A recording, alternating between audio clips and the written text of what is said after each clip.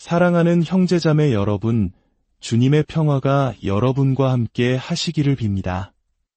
오늘 우리가 함께 나눌 이야기가 여러분의 마음의 깊은 울림과 은총의 씨앗이 되기를 바라며 이 여정을 시작하기에 앞서 저희 채널을 구독하고 이 영상을 공유해 주시면 감사하겠습니다. 여러분의 작은 손길이 더 많은 이들에게 이 빛을 전하는 귀한 도구가 될 것입니다. 음악하늘 높이 날아오르기 위해 열기구가 무거운 짐을 내려놓아야 하듯 우리의 영혼이 하늘에 닿기 위해서는 아주 작은 죄의 무게마저도 덜어내야 합니다. 이것은 고해성사에 대한 한 소년의 생각이었습니다. 그리고 이 생각은 그를 성체성사, 즉 그가 천국으로 가는 고속도로라고 불렀던 그 신비로 더욱 가까이 이끌었습니다. 오늘 우리는 현대사회의 한복판에서 우리와 똑같이 평범한 일상을 살았던 한 소년의 비범한 삶 속으로 들어가 보려 합니다. 그의 이름은 카를로 아쿠티스입니다. 제가 카를로를 처음 만난 곳은 바로 제가 지금 앉아있는 이 자리였습니다. 이 본당의 주임 신부로 부임한 첫날이었죠. 저는 성광 앞에 조용히 앉아있는 그를 발견했습니다. 그래서 물었죠. 너는 가끔 여기 와서 성체 앞에서 기도하니? 그러자 그 아이가 대답했습니다. 네, 신부님. 이렇게 기도하면 삶이 제게 요구하는 모든 것들 앞에서 마음이 가벼워지거든요. 집에서 부모님의 보살핌을 받을 때나 학교에서 새로운 것을 배울 때, 특히 다른 사람들과 어떻게 지내야 하는지 배울 때 말이에요. 저에게 기도는 바로 그런 삶의 방식을 쌓아가는 시간이에요. 카를로에 대한 저의 첫 기억은 바닷가에서의 일입니다. 제가 초등학생이었을 때 여름이면 그를 만나러 가곤 했죠. 카를로는 저보다 2살 많았지만 우리는 나이가 비슷해서 항상 함께 놀았습니다. 오리발과 물안경을 챙겨 할머니들과 함께 해변으로 갔죠. 물에 들어가 물고기를 구경하고 개들과 함께 뛰놀며 시간을 보냈습니다. 카를로는 제 중학교 동창이기도 했습니다. 우리는 성격이 잘 맞아 금방 친한 친구가 되었죠. 서너 명의 친구들과 함께 매주 금요일 오후면 학교 바로 뒤에 있는 그의 집에서 만났습니다. 고등학생이 되어서도 우리의 만남은 계속되었죠. 그 아이에 대한 첫인상은 그저 다른 아이들과 똑같은 평범한 소년이라는 것이었습니다. 스포츠를 즐기고 만화 영화를 보고 동물을 무척 사랑했죠. 여행을 좋아하고 친구들과 어울리는 것을 즐겼으며 물론 공부도 했습니다. 카를로는 개 3마리와 고양이 그리고 물고기까지 많은 동물을 키웠습니다. 우리는 어렸기에 동물들과 정말 좋은 관계를 맺으며 항상 같이 놀았고 재미있는 영상도 많이 찍었습니다. 카를로는 컴퓨터와 기술에 정말 능숙했어요. 우리는 개들을 주인공으로 내세워 짧은 이야기를 만들고 그 아래에 목소리를 더빙하며 하루 종일 단편 영화를 만들며 놀았습니다. 정말 즐거운 시간이었죠. 그러나 어느 순간 카를로는 어른들도 쉽게 하지 못하는 근원적인 질문들을 스스로에게 던지기 시작했습니다. 나는 누구인가? 나는 어디에서 왔는가? 나는 왜 여기에 있는가? 그리고 그는 이 모든 질문에 대한 답을 예수 그리스도를 발견하는 것에서 찾았습니다. 카를로는 평범한 소년이었습니다. 모두가 그렇게 반복해서 말합니다. 그리고 바로 그 평범함 속에 그의 비범함이 있었습니다.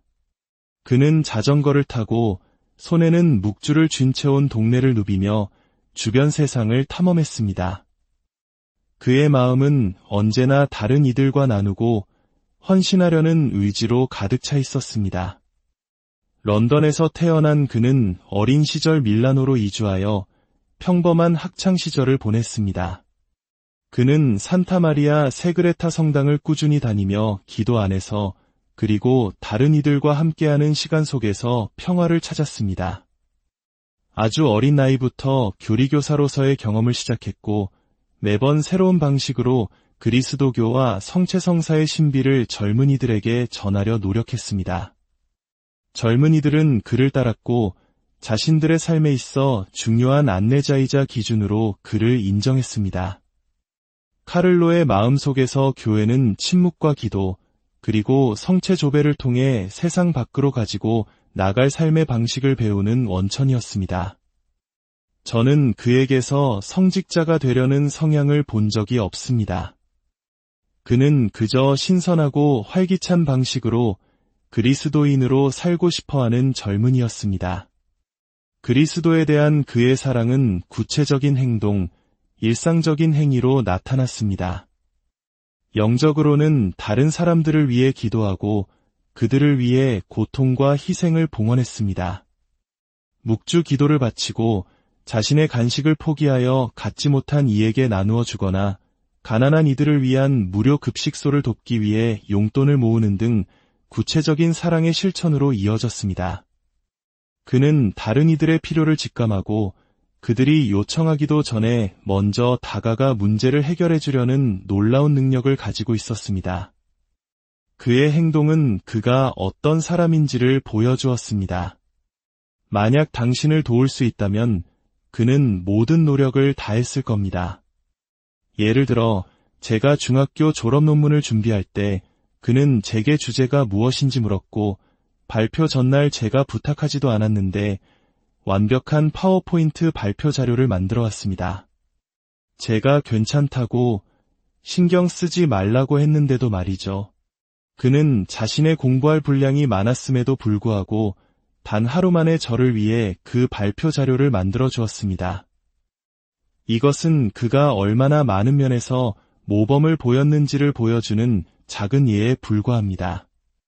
친구 문제나 고민을 이야기할 때면 그는 언제나 기꺼이 도와주었고 그의 조언은 항상 신중하고 절제되어 있었습니다. 카를로는 매우 관대했습니다. 우리가 그의 물건을 마음에 들어하면 그는 주저없이 우리에게 선물하곤 했습니다. 그는 다른 사람들과 함께하며 그들을 이해하고 새로운 아이디어를 제시하며 그들의 여가 시간을 조직해주는 것을 좋아했습니다. 제 이름은 라젯이 모리셔스 섬에서 왔습니다. 저는 힌두교의 브라만 사제 가문에서 태어났습니다. 제가 카를로를 처음 만났던 1996년의 그날을 결코 잊을 수 없습니다. 저는 운 좋게도 그가 하늘로 떠난 2006년까지 그의 곁에서 살 수 있었습니다. 카를로는 저보다 나이는 어렸지만 저에게는 진정한 스승이었습니다. 카를로에게는 많은 열정이 있었지만 그중 가장 큰 것은 가족과 함께 수도원과 성지를 방문하는 것이었습니다. 그는 밀라노 외곽에 위치한 한 수도원에서 주말을 보내곤 했는데 그곳은 자연 속에서 평화와 고요를 찾을 수 있는 장소였습니다. 사랑하는 사람들과 함께하는 특별한 나눔의 순간이었죠. 그에게 또 다른 소중한 장소는 아시시의 성 프란치스코 성지였습니다. 그곳에서 그는 아시시의 성인이 살고 느꼈던 그 창조물과의 화해를 경험했습니다. 이러한 열정은 그의 부모님으로 하여금 루르드와 파티마 같은 위대한 성지로 그를 데려가도록 이끌었습니다. 특히 파티마와는 날마다 새로워지는 특별한 관계를 맺고 있었습니다. 파티마는 그가 항상 마음속에 품고 있던 곳이었고 그의 일상에 에너지를 주는 원천이었습니다. 그는 깊은 감동 속에서 대성당과 발연경당을 방문했습니다. 또한 성모님과 천사를 만나는 행운을 가졌던 3명의 어린 목동들이 자란 집을 방문하며 그들의 이야기를 삶의 모범으로 마음속 깊이 간직했습니다. 카를로는 복음서에서 하느님은 사랑이십니다.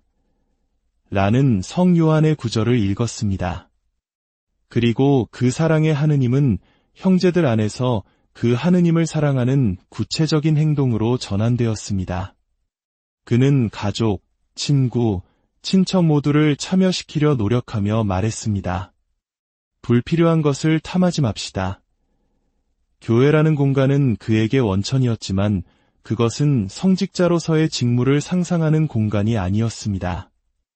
그에게 그리스도인은 다른 사람들과 함께하는 일상생활 속에서 자신을 내어주는 누룩과 같았습니다.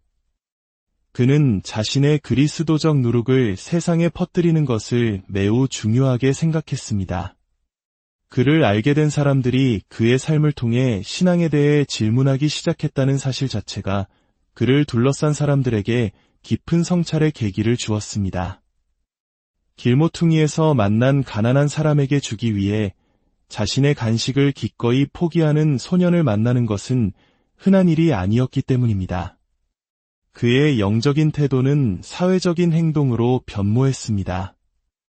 카를로는 다른 사람들을 돕고 가능한 한 그들에게 가까이 다가가기 위해 구체적인 행동으로 헌신했습니다. 저는 에마누엘레라는 이름의 나이든 노숙인을 기억합니다. 그는 매일 밤 성당 밖 판지 위에서 잠을 잤습니다. 카를로는 그를 발견하자마자 즉시 걱정하기 시작했고 자신의 용돈을 모아 어머니께 허락을 받고 침낭을 선물했습니다. 우리는 함께 그 침낭을 가져다 주었고 카를로는 매일 저녁 자신의 저녁 식사 일부를 덜어 에마누엘레에게 가져다 주었습니다. 그러던 어느 날 에마누엘레는 더 이상 성당 밖에 나타나지 않았습니다. 카를로는 그를 더 이상 도울 수 없다는 사실에 몹시 슬퍼했습니다. 카를로에 대한 증언들을 읽으며 저를 가장 감동시킨 것은 하느님께서 자신에게 무엇을 원하시는지 듣고자 하는 그의 완전한 열린 마음이었습니다. 그는 이미 무엇이든지 저는 여기 있습니다 라고 말할 준비가 되어 있었습니다. 카를로는 다른 모든 아이들과 같았지만 그에게는 거대한 믿음이 있었습니다. 그의 어린아이 같은 모습과 신앙의 모습은 서로를 가리지 않고 나란히 공존했습니다. 만약 카를로에 대해 저를 가장 감동시킨 것을 몇 마디로 설명해야 한다면 그것은 그의 깊은 신앙과 관대함일 것입니다. 저는 매일 미사에 참여하고 매일의 충실함으로 거룩한 묵주 기도를 바치며 끊임없이 성체 조배를 하는 어린아이를 본 적이 없습니다. 그에게 기도는 가까이 계신 예수님과의 대화이자 만남이었습니다. 또한 다른 이들을 위해 중재하고 그들을 돕는 방법이기도 했습니다. 기도는 자선 행위를 하는 길이었습니다. 기도는 우리가 살아가는 모든 것이 우리에 앞서 존재하고 우리와 동행하며 저마다의 목적지를 가지고 있음을 깨닫는 것입니다. 저는 그가 무언가를 원하며 이것이 필요하니 기도해야지 라고 말하는 것을 기억하지 못합니다. 그의 기도는 자신을 위한 것이기도 했지만 다른 이들을 위한 것이 더 컸습니다. 그의 얼굴은 항상 평화롭고 고요했으며 평온했습니다. 이와 관련하여 카를로가 밀라노 외곽의 봉쇄 수녀들과 자주 연락했던 것을 기억합니다. 그는 관상 생활을 하는 이들의 중요성에 대해 이렇게 말했습니다. 이분들이 관상 생활의 소명을 진정으로 진지하게 수행한다면 기도하지 않고 하느님조차 모르는 많은 다른 사람들을 도울 수 있을 거예요. 그들의 기도가 다른 이들에게 하느님의 은총을 끌어당길 수 있으니까요. 교황 베네딕토 16세께서 말씀하셨듯이 기도는 영혼의 호흡입니다. 호흡이 두 단계로 이루어지듯 기도도 마찬가지입니다. 첫 번째는 하느님의 좋은 공기, 하느님의 생명으로 가득 찬 공기를 들이마시는 것입니다. 두 번째는 이산화탄소로 가득 찬 공기를 내쉬는 것입니다. 침묵과 많은 인내가 필요한 기도 안에서 우리는 피조물로서의 우리 자신을 재발견합니다. 기도를 통해 우리는 하느님의 공간으로 구체적으로 들어갈 수 있습니다. 카를로는 말했습니다. 나는 이 땅에 태어난 다른 모든 사람들처럼 목표가 있어요. 바로 하늘에 도달하는 것, 즉 그리스도와의 최종적인 만남을 통해 영원히 행복해지는 것이죠. 그는 이 땅에서의 행복은 부분적일 것이라는 것을 알았지만 미래의 완전한 행복에 대한 그리스도의 약속을 믿었습니다. 그리고 이 목표에 도달하기 위한 여정에는 나침반이 필요하다고 했습니다. 그 나침반은 바로 하느님의 말씀이었습니다. 이 나침반이 그의 일상을 인도하고 방향을 제시해 줄 것이었습니다. 하느님의 말씀은 그에게 닭과 같았습니다. 성경을 펼쳐 읽기만 하면 그는 당면한 순간에 대한 답을 찾았고 모든 의심과 문제에 대한 해답을 그 안에서 발견했습니다. 우리는 함께 아시시로 가곤 했습니다. 그곳에서 저는 카를로를 가장 많이 볼 수 있었습니다. 아시시는 우리가 여름에 가던 곳보다 교회가 더 많은 더 가톨릭적인 마을이었기에 그는 저와 제 동생을 미사에 데려가곤 했습니다. 그 나이의 우리와는 다른 감정을 가지고 있었죠. 그에게 미사는 매일 해야 하는 근본적인 일이었습니다. 우리는 종종 수바시오 산에 가서 놀았습니다. 그곳에는 가파른 언덕과 완만한 언덕이 있었죠. 우리는 연을 날리고 개들과 함께 프리스비를 던지며 놀았습니다. 숨겨진 장소를 찾아 탐험가 놀이를 하기도 했습니다. 조금이라도 특별한 장소를 발견하면 즉시 그곳으로 달려가 보물 지도를 만들며 탐험했습니다. 우리는 어렸기에 조금이라도 특별한 것은 우리에게 새로운 세상이었습니다. 카를로는 아시시를 사랑했고 도시를 둘러싼 자연을 사랑했습니다.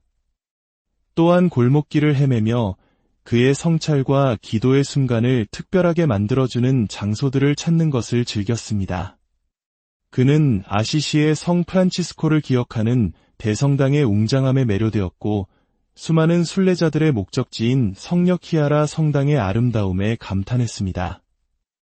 또한 프란치스코 영성의 심장인 포르치움쿨라를 품고 있는 천사들의 성모 마리아 대성당의 장엄함에 매료되었습니다.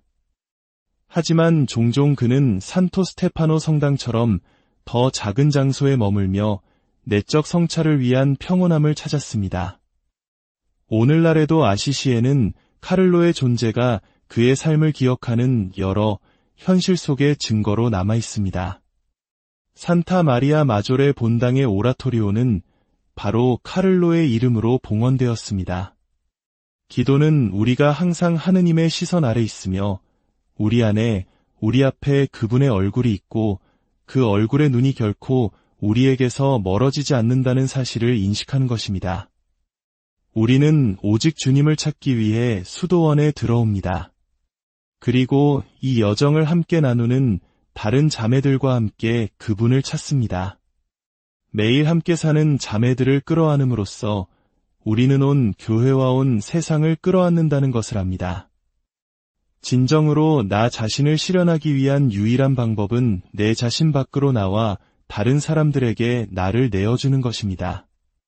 카를로의 매우 의미심장한 말이 있습니다. 성체성사는 하늘로 가는 저의 고속도로입니다. 왜일까요? 그는 이 성사 안에서 하늘에 도달하는 가장 빠르고 안전한 길을 보았기 때문입니다. 사실 그의 모든 삶은 성체성사를 중심으로 이루어졌다고 할 수 있습니다. 그는 성체성사를 단순한 희생 제사로만 보지 않고 예수님과 친밀한 일치를 이루는 친교의 방식으로 보았습니다. 성체성사는 주님께서 우리에게 자신을 내어주신 형태이며 우리는 이 빵의 표징을 통해 정의와 선함, 그리고 다른 이들과의 진실한 소통 속에서 걸어갈 에너지를 얻도록 운명 지어졌다는 것을 배웁니다. 성체성사는 양식이 되는 복음입니다. 그는 처형 성체를 앞당겨 달라고 요청할 정도로 일찍부터 성숙한 신앙을 보였습니다. 그는 종종 이렇게 말했습니다. 사람들이 왜 경기장이나 공연장, 영화관에는 그렇게 몰려들면서 정작 우리 구원과 사랑의 원천이 있는 성당에는 붐비지 않는지 이해할 수 없어요. 성체성사는 두 단어로 정의할 수 없는 위대한 신비이며 카를로는 그것을 깊이 이해하고 살았습니다. 카를로가 성체성사에 대한 위대한 사랑을 가졌던 이유는 바로 성체성사 안에서 주님을 만났기 때문입니다. 우리를 감동시키는 것은 이 젊은이가 매일 성체성사에 참여하고 매일 묵주 기도를 바치며 매일 주님과 강렬하고 개인적인 관계를 추구했다는 점입니다. 그는 자신만을 위해 그 관계를 추구한 것이 아니라 주변 사람들에게도 그것을 전파하려 했습니다. 예수님과의 이 우정은 성체이신 예수님과의 만남에서 비롯되었습니다. 그에게 성체성사는 곧 예수님이셨기 때문입니다. 성체를 찾고 갈망하는 것은 그를 사랑하고 찾고 원하셨으며 점차 그를 당신 자신으로 변화시킨 이 친구, 이 분과 함께 있는 것을 의미했습니다. 여기에 은총의 셈이 있는데 아무도 그것을 이용하지 않는군요. 이것이 바로 그의 안타까움이었습니다. 아무도 성체성사를 합당하게 누리지 않는다는 슬픔 때문에 그는 성체 기적에 관한 전시회를 열기로 결심했습니다.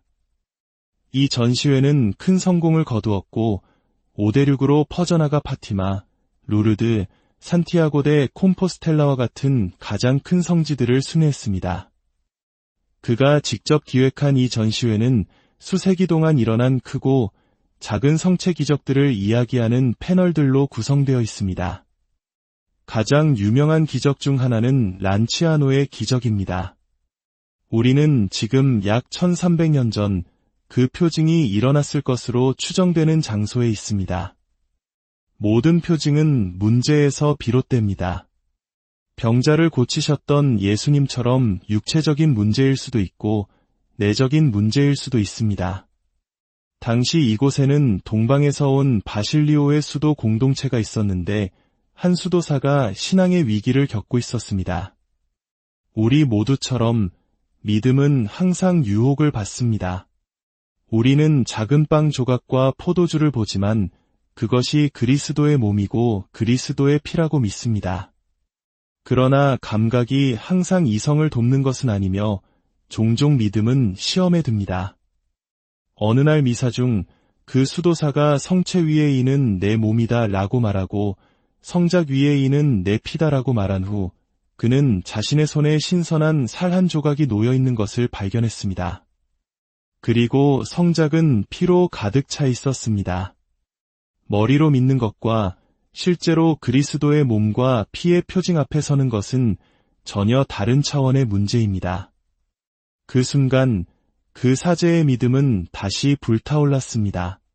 오늘날 이 성지를 방문하는 많은 사람들의 믿음이 그러하듯이 말입니다. 란치아노의 성체 기적 발견은 카를로의 삶을 바꾸어 놓았습니다. 카를로는 란치아노의 성체 기적에서 축성된 성체가 심장의 벽을 형성하는 근육인 심근의 단면으로 밝혀졌다는 사실을 상기시키는 것을 좋아했습니다. 그 근육 없이는 심장이 뛸 수 없듯이 성체성사 없이는 교회도 존재할 수 없다는 의미였습니다.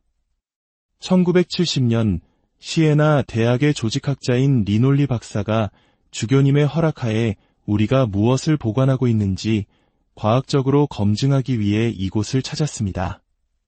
그 결과는 전 세계를 매료시켰고 지금도 매년 수십만 명의 순례자들이 이곳을 찾습니다.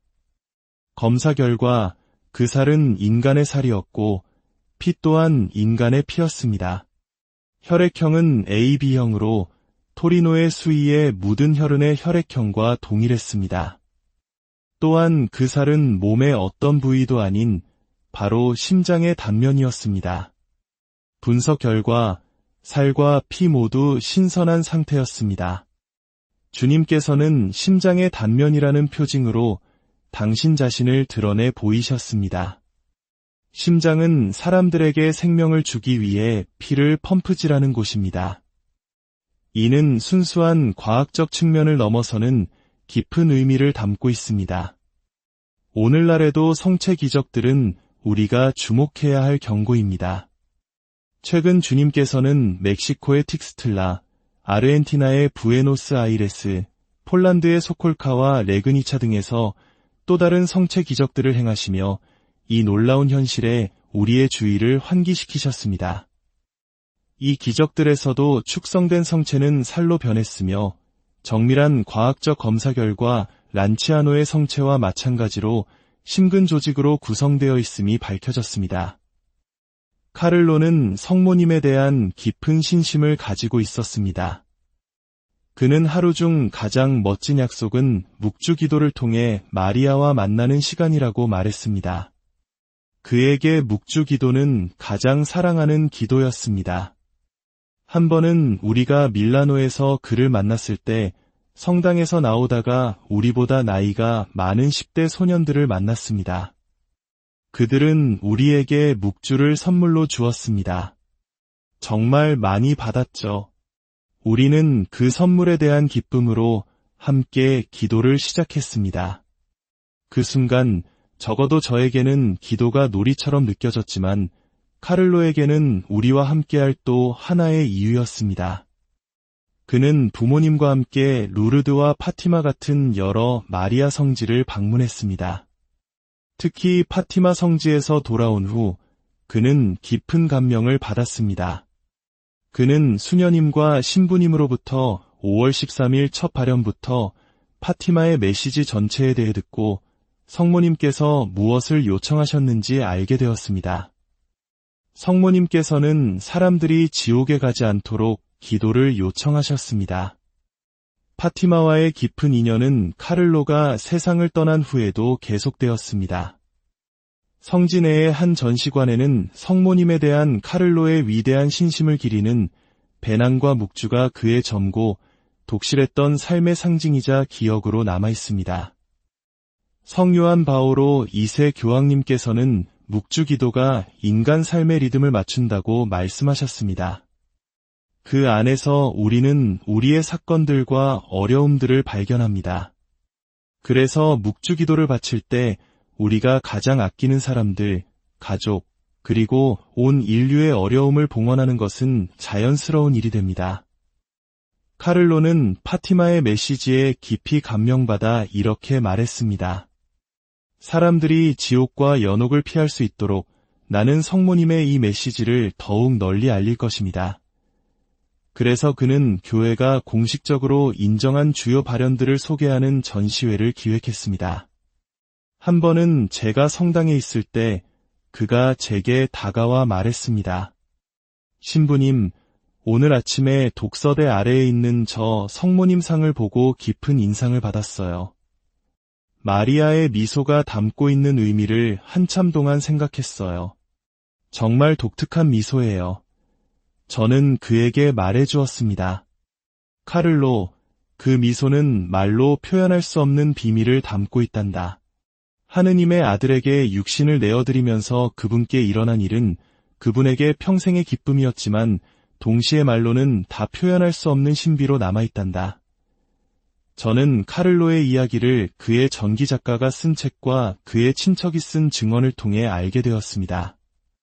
10대 소년 안에 어떻게 그토록 강렬한 하느님에 대한 갈망, 마치 수도자의 소명과도 같은 절대자에 대한 갈망이 있을 수 있었는지, 그리고 동시에 다른 사람들에게 자신을 내어주는 위대한 사랑의 증거가 어떻게 공존할 수 있었는지 참으로 아름답고 감동적인 이야기였습니다. 카를로는 정보기술에 특별한 재능이 있었습니다. 그는 컴퓨터를 사랑했고 그 분야에 매우 능숙했습니다. 새로운 프로그램을 만드는 것을 즐겼고 여러 본당과 많은 사람들을 도왔습니다. 그는 10살 혹은 11살의 나이에 이미 기술을 탁월하게 사용했습니다. 제가 상상조차 할 수 없었던 일들을 해냈죠. 그는 편집 기술에 관한 책을 사서 공부하기도 했습니다. 카를로가 말한 것은 그가 실제로 살아낸 것이었습니다. 단순히 아름다운 생각이 아니라 그리스도인으로서 그의 직접적인 경험의 증거였습니다. 저는 카를로 아쿠티스의 전기를 읽고 예수님과 마리아를 그토록 사랑한 이 젊은이에게 깊은 감명을 받았습니다. 그는 자신의 나이에 맞는 신선함과 열정으로 삶이 제공하는 모든 것을 살았습니다. 오늘날의 기준으로 볼 때 이 독창적인 소년에 대해 제가 강조하고 싶은 것은 그가 삶의 어떤 것도 피하지 않고 진지하게 받아들였다는 점입니다. 심지어 가장 고통스러운 측면이나 가장 힘든 책임, 심지어 도덕적 책임까지도 피하지 않았습니다. 그렇게 어린 나이에 삶의 끝인 죽음을 진지하게 고찰했다는 사실은 저를 매우 놀라게 했습니다. 그는 이렇게 말했습니다. 오늘날 본당은 웹사이트를 가져야 해요. 그곳에서 본당의 모습을 보여주고 공동체의 삶을 사랑하는 사람들로부터 질문과 제안, 의견을 받을 수 있어야 해요. 왜 우리는 그렇게 하지 않죠? 저는 그에게 말했습니다. 그거 정말 멋진 아이디어구나. 내가 친구들에게 이 아이디어를 전해서 본당 웹사이트 프로젝트를 구상할 그룹을 만들어 보렴. 그는 정보기술에 대한 이 재능과 능력을 하느님을 위해 그리고 다른 사람들을 위해 사용했습니다.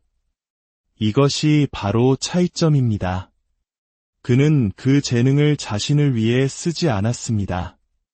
불행히도 그는 그 프로젝트가 실현되는 것을 보지 못했지만 그가 세상을 떠난 직후 그 그룹은 훌륭한 본당 웹사이트의 기초를 마련했습니다. 어느 날 아침 제의실 문을 두드리는 소리가 들렸습니다. 문을 열자 그의 부모님이 걱정스럽고 슬픈 얼굴로 서 있었습니다. 그들은 제게 말했습니다. 신부님, 카를로가 우리 곁을 떠났어요. 그 순간 저는 그가 갑작스럽고 심각한 병을 앓고 있었다는 사실을 몰랐기에 속으로 혹시 가출한 건가? 라고 생각했습니다. 하지만 그들은 말했습니다. 아닙니다. 주님께서 그를 데려가셨어요. 저는 마지막 순간에 카를로와 대화하지 못했습니다. 그가 세상을 떠나기 일주일 전에야 그의 병에 대해 들었죠. 그래서 아는 것이 거의 없습니다. 하지만 만약 정말 그렇게 평화롭게 갔다면 고통받는 것보다 저는 오히려 기쁩니다. 이 일은 저를 깊이 충격에 빠뜨렸습니다. 상상할 수 없는 이별이었고 가볍지 않은 시련이었습니다. 저는 왜 이런 일이 일어났는지 결코 이해하지 못했습니다. 그의 죽음은 하나의 봉헌이었습니다. 그는 마지막 순간에 있었고 부모님이나 의료진에게도 그가 죽어가고 있다는 사실을 알리는 것은 쉽지 않았습니다. 하지만 그는 이미 자신이 끝에 다다랐다는 것을 깨닫고 있었습니다. 그래서 그는 자신의 마지막 생명을 교황님과 교회를 위해 봉헌했습니다. 카를로는 보편적 성화 소명에 대해 매우 의미심장한 말을 남겼습니다. 모두가 성인으로 부르심을 받았습니다. 그는 하느님께서 우리에게 주시는 가능성은 모든 일을 위한 것이지 소수의 특권층만을 위한 것이 아니라고 확신했습니다. 모두가 그분을 만나고 그분께 도달하고 하늘에 이를 수 있습니다. 그리고 그가 했던 유명한 말이 있습니다. 모두가 원본으로 태어나지만 많은 이들이 복사본으로 죽는다. 이 말은 무슨 뜻일까요? 모든 사람은 태어날 때부터 하느님으로부터 고유한 재능과 잠재력을 받는다는 의미입니다. 그러나 살아가면서 길을 잃고 대중에 섞여 자신을 잃어버리게 됩니다. 하느님 앞에서 모든 사람은 독창적이고 유일하며 반복할 수 없는 프로젝트입니다. 이것이 바로 인간의 깊은 존엄성입니다. 이것은 하느님과의 깊은 친밀함을 가진 사람만이 할 수 있는 말입니다. 그는 하느님의 눈으로 현실을 읽을 수 있었습니다. 현대 문화는 개인의 독창성보다는 대중화와 획일화를 조장합니다. 결국 우리는 각자의 고유한 정체성과 재능을 잃어버리게 됩니다. 우리는 스스로를 내버려 두고 피조물로서도 하느님의 자녀로서도 마땅히 되어야 할 모습으로 실현되지 못합니다. 카를로에게 이 측면은 근본적이었습니다. 그는 모든 사람 안에서 자신을 실현하고 예수님의 참된 제자가 되어 성덕에 이를 수 있는 잠재력을 보았습니다. 나는 하느님의 생각 안에서 내가 이미 존재하는 그 사람이 될 것이다. 이것이 그의 깊은 감수성이었습니다. 카를로는 위대한 유산을 남겼습니다. 그것은 그의 모범에서 시작하여 우리 모두에게 전해집니다. 예수님은 낯선 분이 아니라 가까운 친구이며 지상의 가치를 넘어서는 가치들이 있고 우리를 기다리는 또 다른 삶이 있으며 그곳에서 우리는 더 행복할 것이라는 것. 그리고 사랑과 우정은 모든 이가 누릴 수 있다는 것입니다. 하느님에 대한 신뢰와 다른 사람들에 대한 신뢰라는 이 낙관적인 메시지, 이것이 카를로의 위대한 유산입니다. 시간이 지나고 나서 카를로가 제게 남긴 것, 그리고 제가 아직도 자주 생각하는 것은 사람이 말하는 것보다 무엇을 하느냐가 더 중요하다는 것입니다. 어떤 가르침들을 실천에 옮기는 것이 오늘날 중요합니다. 그것이 한편으로는 어렵지만 결국에는 가장 중요한 일입니다. 저는 그가 자연스럽고 이타적으로 행동했던 방식이 정말 놀라웠고 누구에게나 모범이 될 수 있었다고 믿습니다. 카를로는 너무나도 높은 영성과 성덕의 모범이었기에 저는 세례를 받고 성체를 모시고 싶다는 갈망을 제 안에서 느꼈습니다. 그는 가장 사랑하는 제자로 성요한 복음사가를 선택했습니다. 왜냐하면 최후의 만찬에서 예수님께서 배반당하셨을 때 성요한이 예수님의 가슴에 머리를 기댔다는 복음의 장면이 그에게 항상 깊은 인상을 남겼기 때문입니다. 카를로는 이 행동에서 모든 시대의 모든 사람에게 그리스도의 참된 제자가 되라는 분명한 메시지와 초대를 보았습니다. 성요한은 그리스도의 마음에 머리를 기댐으로써 오늘날에도 우리에게 성체성사를 통한 강렬한 삶을 통해 예수님의 친밀한 친구가 되라고 권고합니다. 카를로는 성요한이 단순히 선택받았기 때문에 사랑받는 제자가 아니라 다른 제자들보다 그리스도의 사랑의 중심인 심장에 더 가까이 다가갔기 때문에 사랑받는 제자가 되었다고 해석했습니다. 그리고 그는 말했습니다. 사랑받는 제자는 성 요한뿐만이 아닙니다. 우리도 그렇게 될 수 있습니다. 왜냐하면 우리도 예수님의 심장에 우리의 머리를 기댈 수 있는 가능성을 가지고 있기 때문입니다. 2000년 전에 일어난 십자가의 희생이 매일 봉헌되는 모든 미사에서 피 흘림 없이 재현된다고 카를로는 말했습니다. 성 요한처럼 우리도 그 십자가의 희생에 동참할 수 있고 매일 미사에 참여함으로써 하느님께 대한 우리의 사랑을 보여줄 수 있습니다. 카를로가 세상을 떠나고 몇 년 후 페이스북이 등장했을 때 저는 카를로의 친구들을 위한 그룹을 만들 생각을 했습니다. 놀랍게도 몇 년 만에 이 페이지는 전 세계의 수많은 사람들에게 알려졌습니다. 그리고 얼마 지나지 않아 이 성당에 와서 카를로를 기억하고 싶어하는 그룹들로부터 전화를 받기 시작했습니다. 저는 생각했습니다. 여기에 무언가 표징이 있구나. 그의 이야기는 사람들에게 전달되고 있었습니다.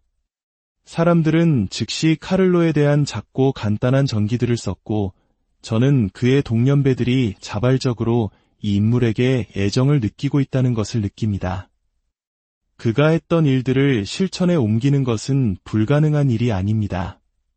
항상 선하고 친절하고 이타적인 것이 우리가 매일 겪는 어려움입니다. 이것은 겉보기에는 간단하지만 실제로는 매우 어려운 일입니다. 하지만 그는 그것이 실제로 가능하다는 것, 도달 불가능한 것이 아니라는 사실을 제게 남겨주었습니다. 이것이 제가 그에 대해 가지고 있는 최고의 기억이며 그가 제 안에 남긴 것입니다. 그는 말합니다. 낙심하지 마세요. 우리의 앞서간 많은 다른 사람들처럼 우리도 성요한이 도달한 곳, 우리의 성인 친구들이 도달한 곳에 도달할 수 있습니다. 그는 젊은이들에게 여러분이 어떤 상황에 있든 어떤 문제에 처해 있든 항상 여러분이 그것을 해결하도록 도와줄 누군가가 있습니다. 라고 말하며 큰 신뢰를 불어넣었습니다. 저는 슬퍼하는 카를로를 기억하지 못합니다. 우리는 함께 있는 것만으로도 행복했습니다. 그는 항상 농담을 던졌고 정말 재치 있었습니다. 저는 그와 함께 있을 때 정말 즐거웠습니다. 비록 방학이나 여름에 며칠 동안만 함께했지만 솔직히 말해서 그와 더 많은 시간을 보냈으면 좋았을 것입니다. 그가 세상을 떠난 후 그의 부모님은 쌍둥이를 잉태할 수 있었습니다. 저는 이것이 어떤 표징인지 모르겠습니다. 하지만 이것이 표징이라는 것은 압니다. 그가 집안에 남긴 빈자리를 아마도 하느님께서는 은총으로 채워주신 것이겠지요. 그가 행한 첫 번째 은총. 저는 더 이상 덧붙일 말이 없습니다. 하지만 이것은 저를 깊이 감동시켰습니다. 그는 진정으로 그리스도인으로서 자신을 실현했습니다. 이것이 바로 이 소년의 위대한 현실입니다. 그는 여전히 우리에게 말을 걸 수 있습니다. 왜냐하면 그는 희생할 줄 알았고 자신의 삶에서 자신을 인도하는 누군가의 존재를 인식할 줄 알았기 때문입니다. 은총은 존재하며 역사하고 당신에게 표징을 준다는 말로 표현할 수 없는 메시지. 그래서 당신은 존경과 감사의 마음으로 침묵하게 됩니다. 이것이 제가 카를로를 생각할 때 제 안에 품고 있는 마음입니다. 음악 카를로 아쿠티스의 이야기는 단지 과거의 이야기가 아닙니다. 그것은 오늘을 살아가는 우리에게 던져지는 살아있는 질문입니다. 나는 나의 원본으로서의 삶을 어떻게 살아갈 것인가? 복자 카를로 아쿠티스의 짧지만 찬란했던 삶이 여러분 각자의 신앙 여정의 빛과 길잡이가 되기를 기도합니다. 하느님의